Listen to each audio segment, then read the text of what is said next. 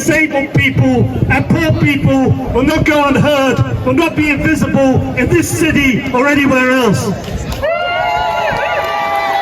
And I think when you come from a poor or a marginalized group, often they think that you can't think for yourself, you can't speak for yourself, you can't act for yourself, that you need who knows who to speak for you, to think for you, to act for you. And I think what we're about today is showing that we can speak for ourselves, we can think for ourselves, we can act for ourselves, and we can not only wage our own battles, we can offer leadership to the whole society. Because we've seen and looked into the grimy heart of this system. We've seen where it pushes people, the levels of degradation and despair, and so we have the solutions. Now I'd like to thank Joshua for what he said. Some of us have come here today because we are personally affected by these benefit cuts. But all of us here today are personally offended by these benefit cuts. We live in a country where so few have so much and so many have so little. The top 10% in this society have more wealth than the bottom 90%. There are 50 rich families in this country who have more wealth than over half the population, 38 million people.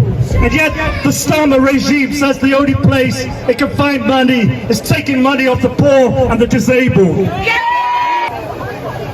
They're arming the powerful and robbing the poor. They're cutting disability benefits and they're pumping money into the military machine. That's why we say welfare, not warfare.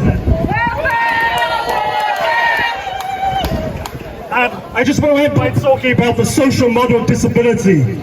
50 years ago, people in this country and all over the world, the common sense was that disability was just something to do with the limitations that some people had around their bodies or their minds.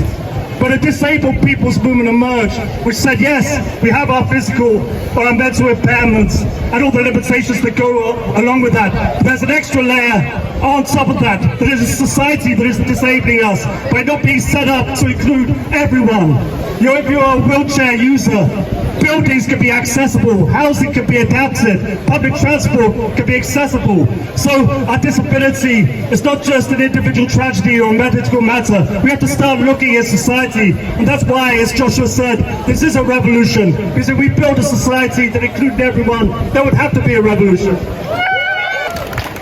Now, it is rumoured that 130 Labour MPs